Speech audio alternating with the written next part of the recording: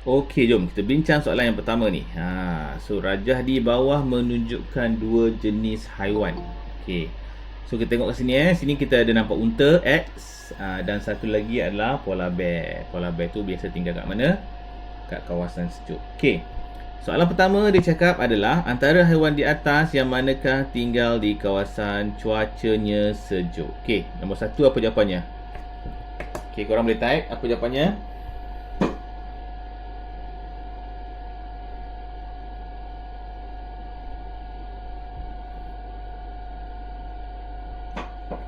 Jawapannya adalah Y, sejuk. Betul. Jawapannya adalah Y.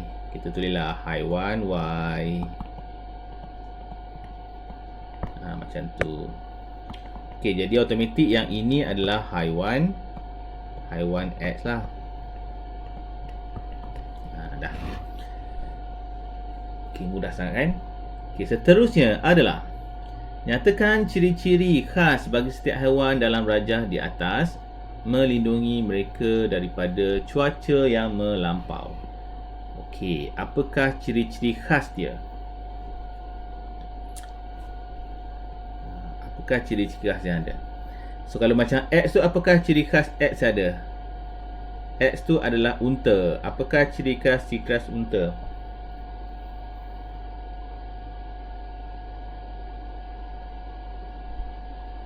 Okey, siapa tahu ciri khas untuk X unta?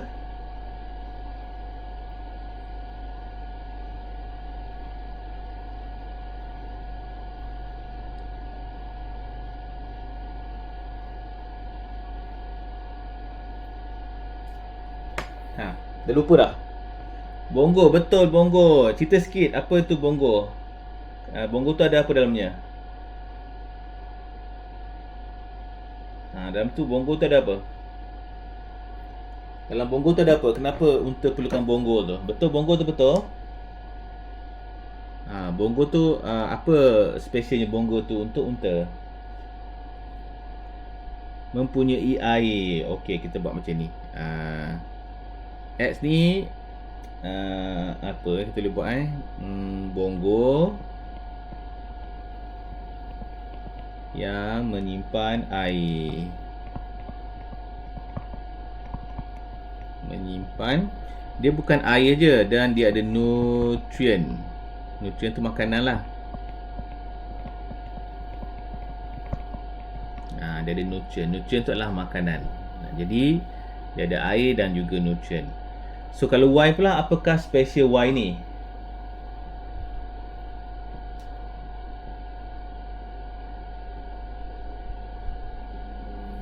Berbulu tebal. Bulu tebal untuk apa? Okey, bulu tebal tu betul. Untuk apa bulu tebal tu?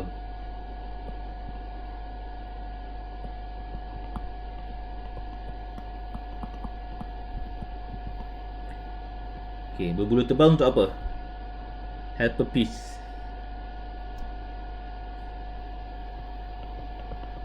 Untuk apa?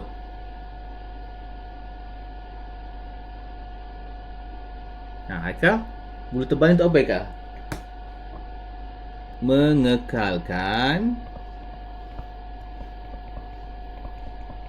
Mengekalkan apa? Mengekalkan suhu. Okey, jadi untuk mengekalkan suhu. Itu pentinglah bulunya tu. Tempat sejuk untuk mengekalkan suhu dia. Kalau tak, suhunya hilang banyak nanti. Okey, namakan satu haiwan yang mempunyai sama seperti X, yang ada bongo juga. Binatang apakah yang ada bongo juga? Siapa tahu? Fikir-fikir. Apakah binatang yang sama yang mempunyai bongo?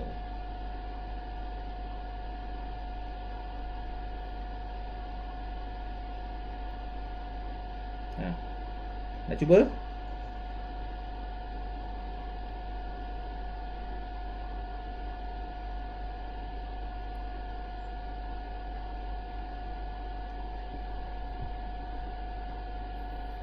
Tak tahu.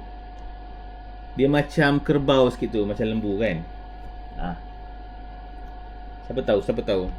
Lembu bukan. Namanya adalah bermula huruf B. BI. S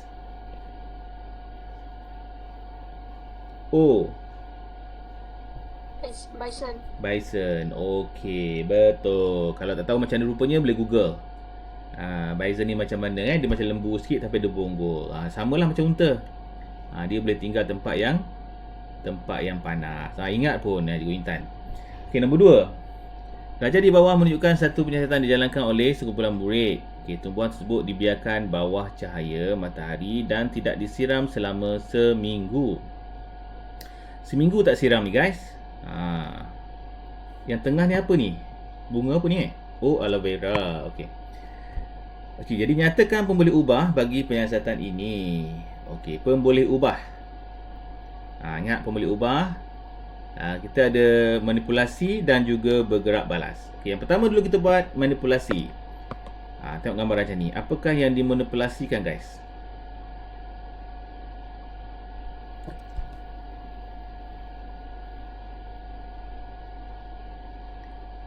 Tengok betul-betul gambar raja ni. Apakah yang dimanipulasi? Yang dimanipulasikan adalah benda yang kita nak uji je.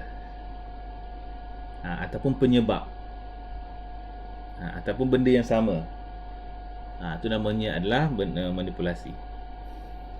Bergerak balas tu hasil dia. Sekarang ni kita cerita mengenai manipulasi.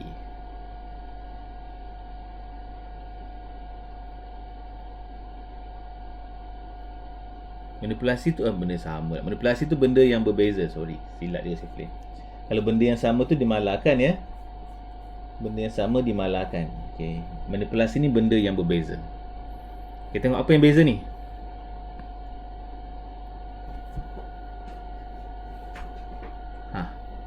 Saiz. Okey, saiz pokok.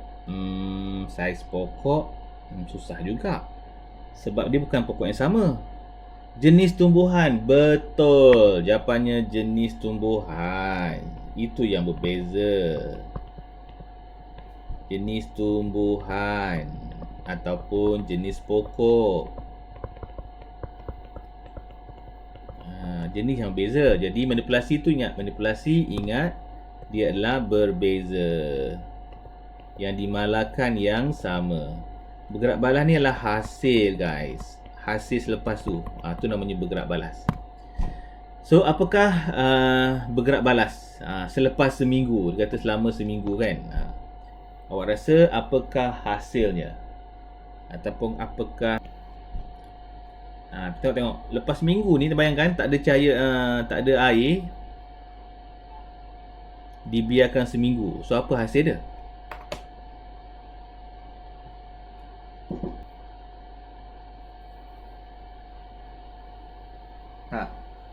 Fikir. Amar, apa Amar? Apakah hasilnya Amar? Seminggu tak dapat air ni. Agak-agaknya apa jadi? Pokok balsam tak dapat seminggu air. Aloe vera tak dapat seminggu. Kaktus tak dapat seminggu. Semua hidup. Okey, semua hidup. Mungkin ada yang layu, tetapi ada yang segar. Itu namanya apa? Itu namanya adalah keadaan pokok. Jadi kita jawab je keadaan pokok. Sebab selepas seminggu tu mungkin ada yang layu, mungkin ada yang hidup, mungkin juga ada yang mati kan. Seminggu tak dapat air ni. Jadi kita cakaplah keadaan pokok. Okey, nak bagus lagi tengok berapa hari. Selama seminggu kan, tambah sikit keadaan pokok selepas seminggu.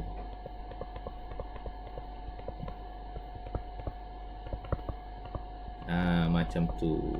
Okey, boleh faham itulah hasil dia.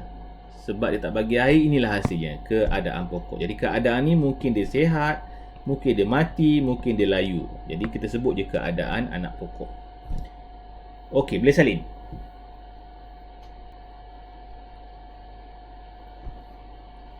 Okey, kalau kata dah, okey, ramalkan.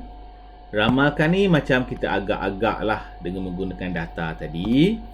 So, ramalkan apa yang akan berlaku kepada tumbuhan berikut selepas seminggu. Agaknya pokoknya dia apa? Keadaan dia. Okey. Rasa-rasa pokok kembung tu segar bugar ke ataupun dah layu dah? Ni apa jadi pokok ni?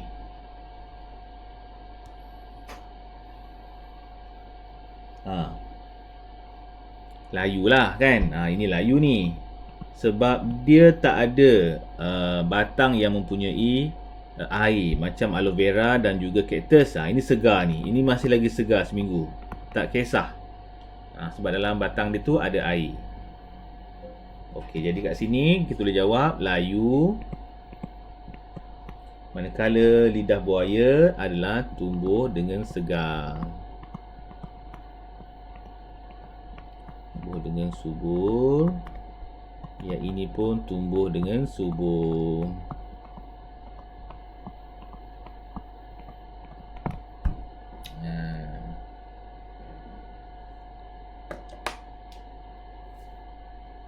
Okey, boleh salin. Eka dah laju Eka ni.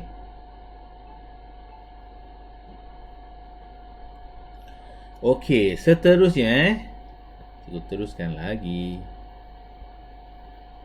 Okey, rajah di bawah menunjukkan pelbagai sumber tenaga. Pelbagai sumber tenaga. So, ada apa ni? Ada pokok. Kan? Ada tong gas. Ada arang. Ni arang batu tu kot. Okey, jadi sekarang ni tengok apa yang dia nak. Kelaskan sumber-sumber tenaga di atas kepada tenaga yang boleh diperbaharui. Dan juga tenaga yang tidak boleh diperbaharui. Tenaga dua kan? Satu yang boleh diperbaharui, maksudnya kita boleh buat lagi. Satu lagi tenaga yang tak boleh diperbaharui, iaitu dia akan habis terus. Macam petroleum, macam gas. Okey, jadi sekarang ni kita nak buat dulu. Apakah tenaga yang boleh diperbaharui? Cuba korang senaraikan. Apa P ke, Q ke, R ke? Jadi nombor satu ni, apakah yang boleh diperbaharui? Cuba jawab. Okey, tak tahu. Okey, agak-agaknya solar ni boleh diperbaharui tak solar? Solar boleh diperbaharui tak? Boleh. Jadi P lah boleh diperbaharui. Gas boleh diperbaharui tak gas? Gas boleh diperbaharui. Kalau gas tu habis nanti suatu hari ni, dia boleh diperbaharui tak? Dia boleh buat baru tak gas tu? Gas tak boleh, sebab gas tu memerlukan jutaan tahun untuk menghasilkan dia bawah tanah. Jadi tak boleh. Gas, petroleum tak boleh. Okey, angin boleh diperbaharui tak? Boleh. Angin boleh. Jadi di sebelah P lah boleh. Jadi P dengan R boleh diperbaharui. Arang batu tak boleh guys. Arang batu ni bukan arang yang kita beli kat kedai tu buat BBQ, bukan. Tu arang kayu. Arang batu ni bawah tanah juga. Jutaan tahun untuk hasilkan dia. Jadi kalau sekali guna, kalau dah habis, maka kita tak boleh hasilkan semula. Nak kena tunggu jutaan tahun lagi. Okey. Jadi salin dulu. Siapa yang tak salin ni? Dah, okey. Seterusnya, nyatakan satu kebaikan menggunakan angin untuk menjanakan elektrik. Apakah kebaikan dia?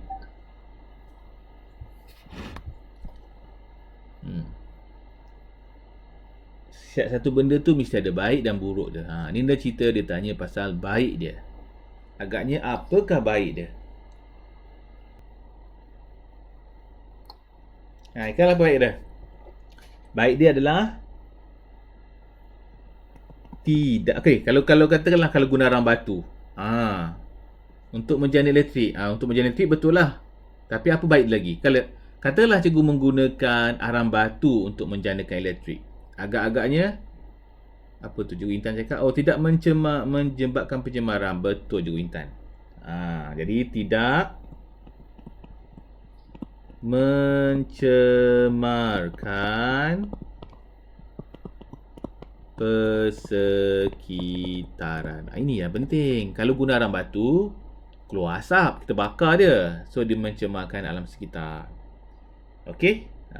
Jadi selain daripada boleh guna semula, dan dia juga sebenarnya tidak mencemarkan alam sekitar. Okey dah.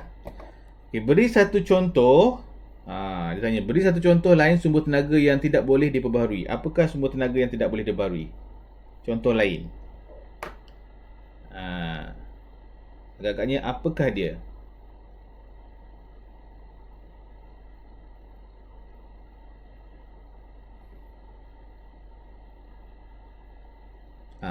Tenaga yang tidak boleh diperbaharui. Kalau habis, habis. Petroleum, betul. Petroleum. Lagi siapa lagi tahu?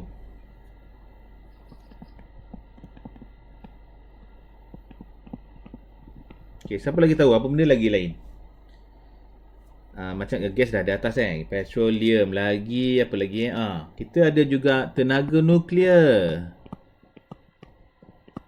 Tenaga nuklear ni daripada uranium. Kalau katakanlah uranium tu dah habis, maka kita tak boleh lagi menghasilkan tenaga nuklear. Kena tunggu lagi lah jutaan tahun. Bateri boleh menghasilkan semula. Kita boleh menghasilkan bateri baru. Okay. Ni kalau habis tak boleh pakai lagi dah. Bateri tu kita boleh, kalau dah habis kita boleh isi balik air bateri. Okay, boleh. Okey, benda-benda yang boleh habis ni adalah terhasil daripada semula jadi. Macam petroleum kan. Petroleum tu dihasilkan daripada ikan-ikan yang mati, binatang-binatang yang mati dalam laut jutaan tahun. Kalau kita nak buat balik petroleum tu, kita kena matikan ikan-ikan dan tunggu jutaan tahun. Lama tak? Ya, lama. Sebab itulah kita kata tidak boleh diperbarui. Kalau angin tu sentiasa ada. Kan? Sampai kiamat lah angin kita ada. Dengan matahari. Bahan api fosil, ya betul, bahan api fosil. Bahan api fosil tu ni lah. Ni namanya bahan api fosil. Petroleum, aram batu, tu namanya bahan api fosil. Bagus. Okey, D kata apa ni? Menyatakan satu inference sebab, inference tu sebab ya, mengapa tenaga perlu digunakan dengan bijak. Okey, satu sebab. Kenapa kita perlu guna dengan bijak? Kalau berjuta-juta tahun tu rasanya kiamat. Ya, betul lah. Kiamat dululah. Nak tunggu juta-juta tahun. Okay, siapa nak jawab ni? Kenapa perlu guna dengan jiwa bijak? Kita punya tenaga yang ada sekarang ni. Cikgu Intan nak try.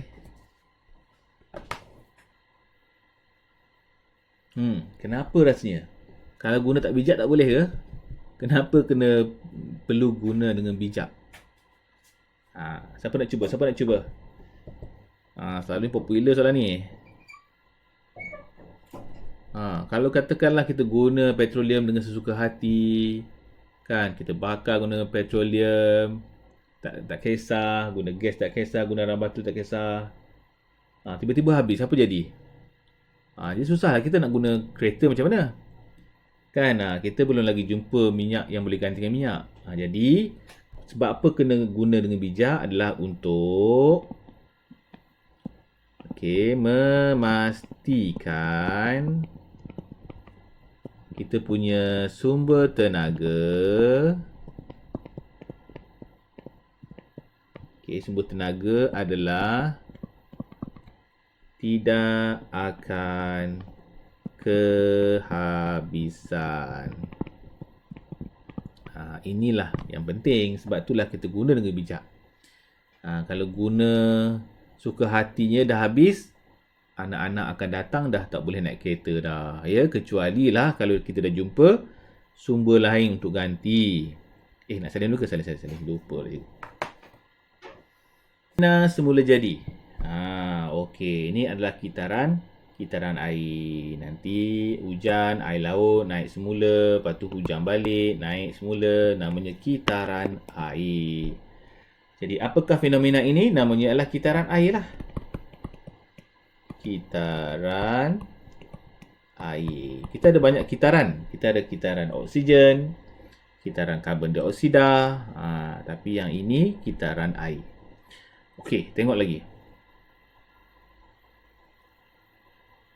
Namakan dua proses berubah keadaan air yang terlibat dalam fenomena ini. Okey, kita tengok dulu.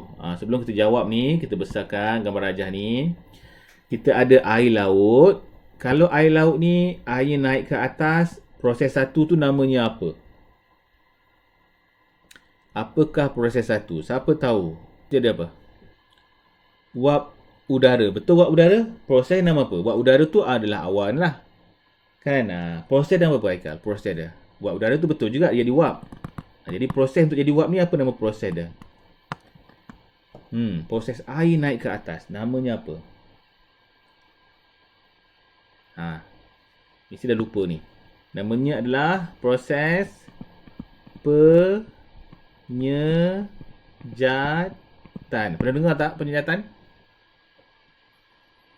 Haikal pernah dengar Haikal? Ke dah lupa Haikal? Ni kan air naik atas kan? Penyejatan. Pernah dengar. Kadang lupa, betul tak?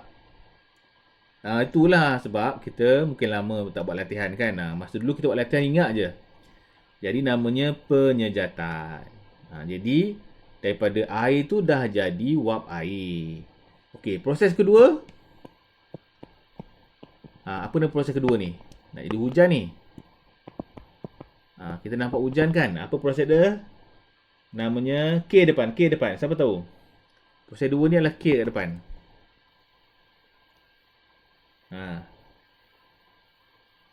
Kondensasi. Bagus.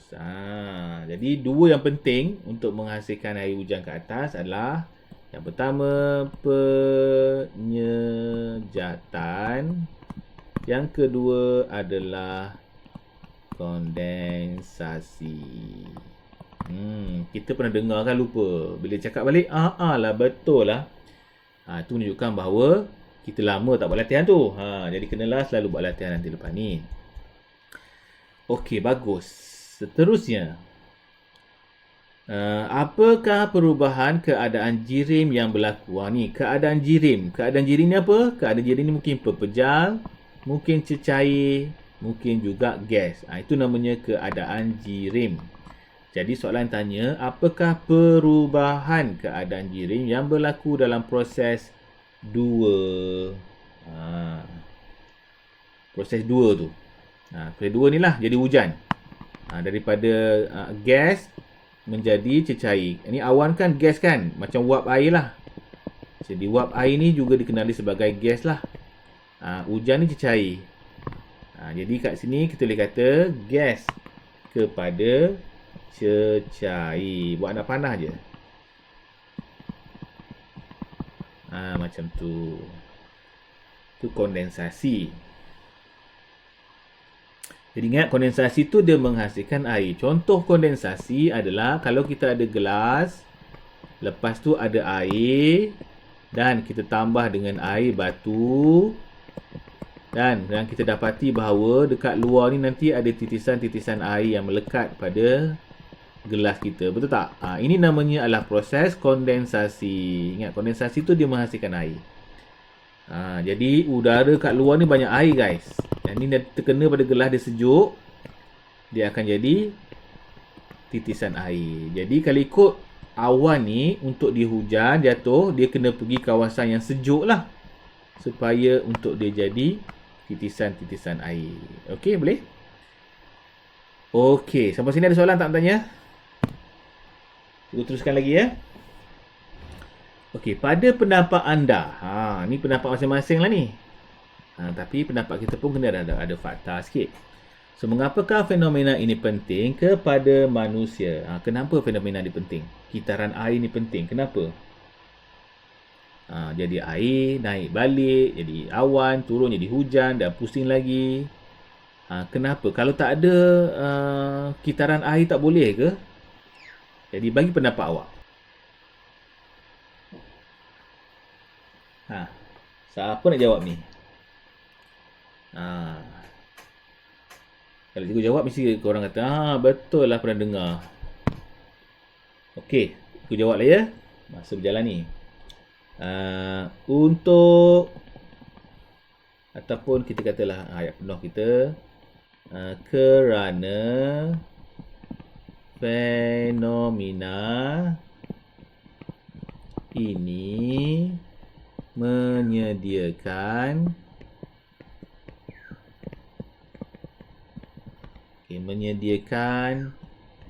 bekalan air yang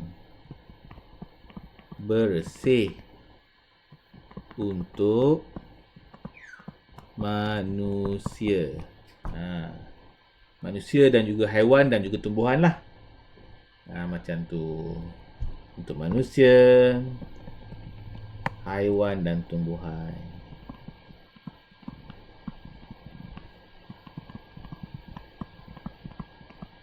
Macam tu. Satu markah. Mungkin juga kita boleh kata adalah baik untuk manusia untuk melakukan kerja-kerja harian. Kita nak minum, nak berniaga, nak buat kuih, kita perlukan air. Okey, Haikal boleh salin. Okey, dah. Kita teruskan lagi. Ni pasal bumi dengan bulan dengan matahari. Mesti korang pernah tengok kan? Nanti mesti ada lupa juga. Okey, rajah di bawah menunjukkan matahari dan bumi.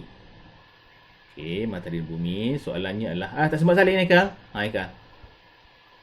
Haikal dah. Okey, termasuk bumi dan matahari.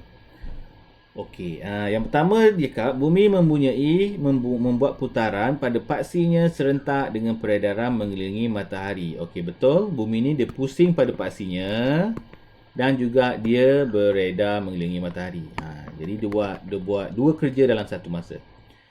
Okey, peredaran bumi ni matahari. Lukiskan labelkan putaran dan peredaran itu pada rajah di atas. Okey, mula-mula kita kena buat kita punya bumi ni paksinya mesti dia macam condong sikit.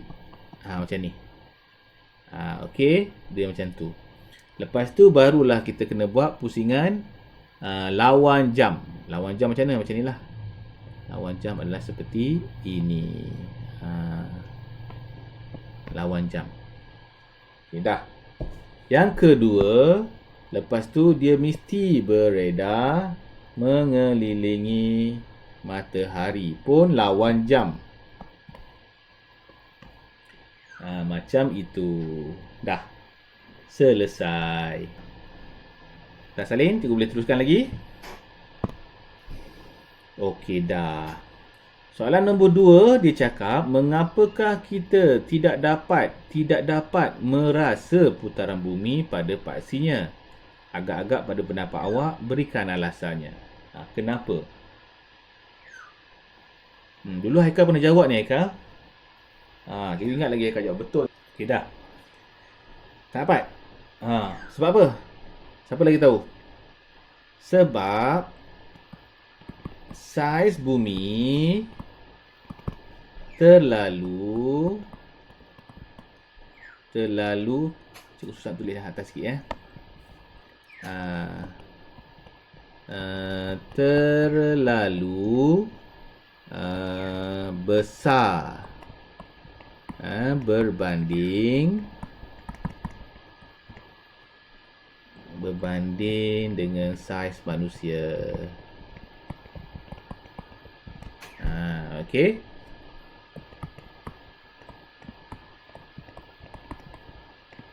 Okey, macam kita naik kapal lah. Kalau naik kapal besar tak rasa pun.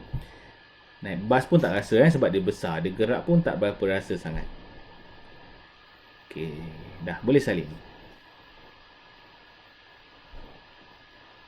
Okey, dah. Okey, seterusnya kita tengok lagi. Rajah di bawah menunjukkan fasa-fasa bulan. Okey, fasa-fasa bulan. So ingat yang mula-mula ni mesti anak bulan. Yang kedua adalah bulan sabit. Bulan sabit kedua ni bentuknya adalah C terbalik. Sini baru C betul. Ingat dua tu. Manakala sini huruf D betul, sini D terbalik. Macam tu ingat Sini purnama. Purnama penuh. Purnama penuh bila? Pada 14 atau 15 hari bulan. Okey dah, cuba beritahu sedikit. Jadi dia nak X. X ni dah nampak ni. Bulan sabit. Jadi soalan apa ni? Berdasarkan rajah, lukiskan bentuk bulan X dan Y. Mana X dan Y? Oh, Y kat sini. Okey, kalau kat situ macam mana bentuknya? Ini penuh. Okay, ini hampir purnama. Macam ni hampir purnama. Yang ini purnama lah. Penuh lah kan? Ini purnama lah, penuh. Jadi kalau yang ini dia terbalik. Dia terbalik. Dia jadi kat sini, hitam kat sini. Dia terbalik macam tu. Okey, dia terbalik seperti itu. Jadi dia punya putihnya kat sana lah. Terbalik. Okey, boleh. Sini kalau ikut dia adalah cerah kat sini. Ni kalau gambar rajah ni tak betul macam tu lah. Dia kena macam ni. Ni hitam. Macam tu. Kalau dekat sini pula dia kena C betul. Jadi ni hitam. Jadi kat sini ini adalah putih. Ini huruf D. Hitam kat sini. Jadi kat sini dia adalah separuh purnama. Jadi dia punya hitam kat sini. Jadi ini terbalik lah guys. Inilah hitam kat sini. Sorry. Ini adalah cerah hitam kat sini. Macam tu. Okey. Boleh ya? Macam itu. Jadi ini penuhlah bulan ini. Okey, dah. Jadi X dan Y. Okey, X dan Y. Jadi kat sini adalah X kita adalah seperti ini. Dah, ni kena lorikkan. Cuba tak lorik. Warna lain. Ni hitam ni kan, ni hitam ni hitam. Macam tu. Okey, satu lagi. Dia terang sana terbalik. Okey. Terang sana adalah terbalik kat sini.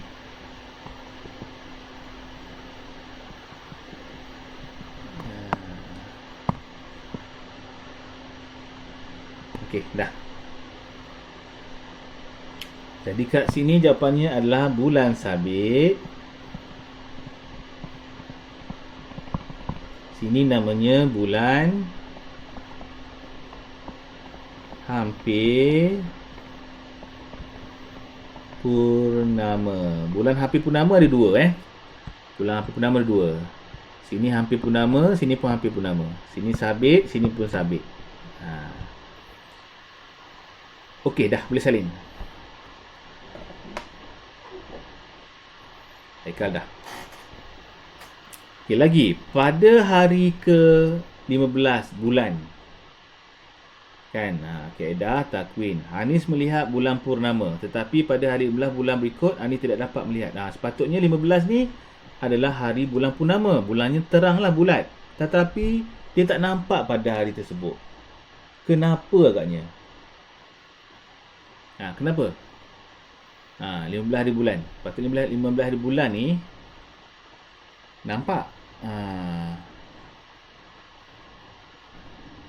Hanis melihat bulan purnama, tapi pada hari ke-15 bulan berikut Hanis tidak dapat melihat.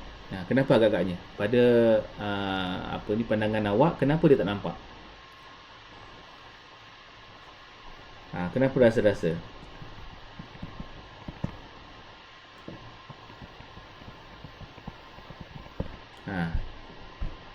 Kenapa? Kerana ianya dilitupi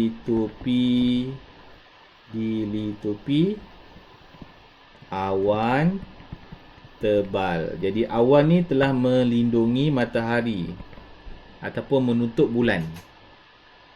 Okey, dia menutup bulan. Jadi awan tebal sangat, maka tak nampaklah bulan. Okey?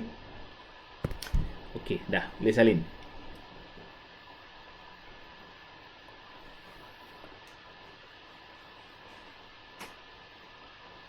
Cikgu nak siapkan tulis ni. Harap-harap siap lah ya. Dah? Okey, dah. Cun. Kita masuk soalan yang berikutnya. Okey, ni nak masuk bahagian elektrik pula.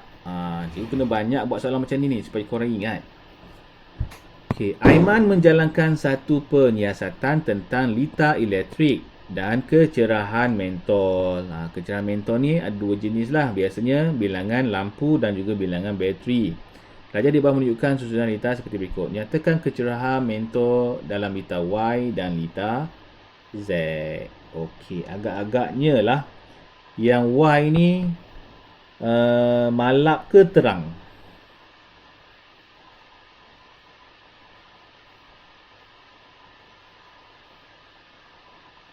Y ke terang ke Z ke terang?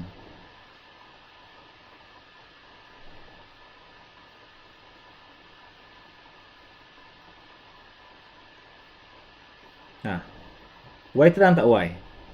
Y terang lah sebab dia satu je kan.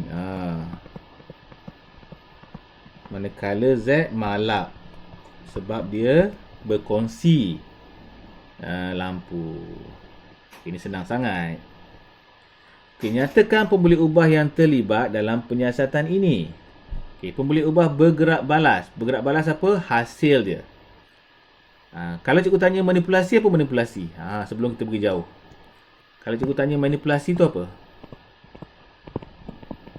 Manipulasi dia tak tanya, cikgu yang tanya. Korang rasa apakah manipulasi dalam soalan ni? Manipulasi tu ingat berbeza. Kecerahan tu bergerak balas hasil dia.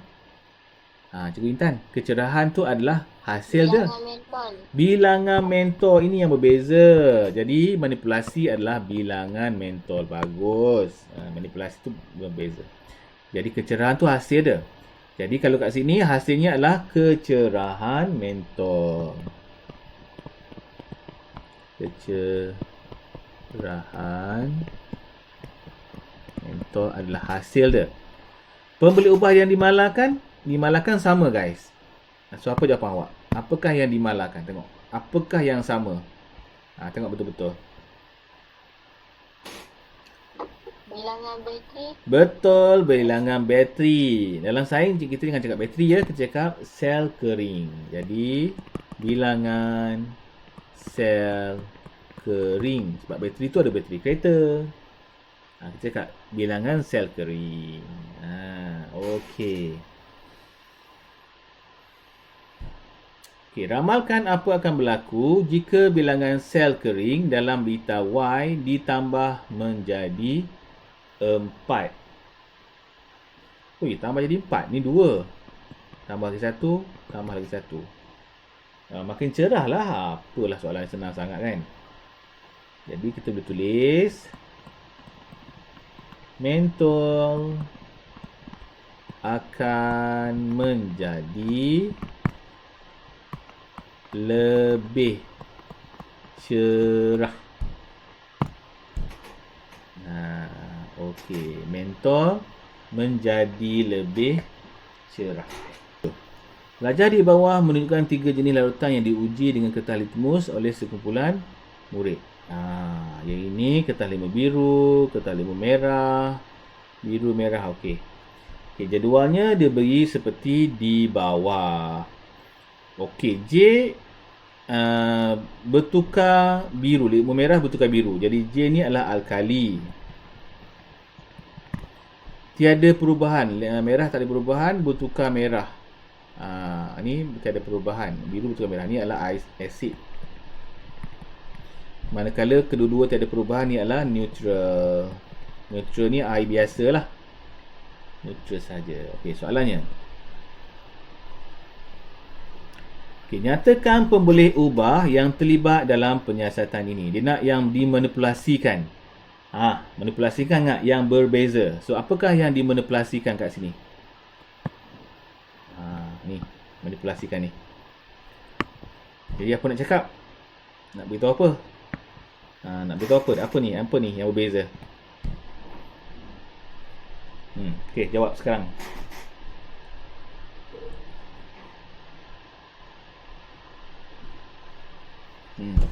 Tengok tajuknya.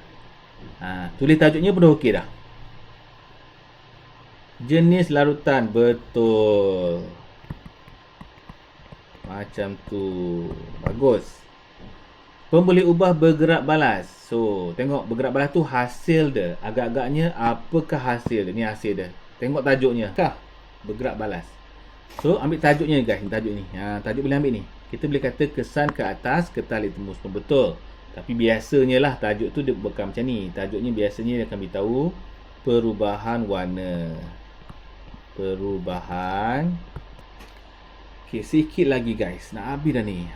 Ngam-ngam banyak lagi tak? Oh, dah habis lah guys. Alhamdulillah. Okey, berikan satu contoh bahan yang mempunyai sifat-sifat sama seperti K dan juga L. K tu adalah asid, L tu adalah alkali.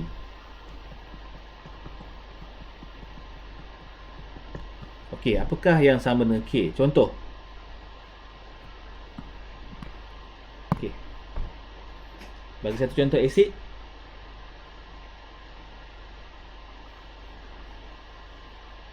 L tu apa L? Oh, L tu neutral lah. Alkali pula. L tu neutral.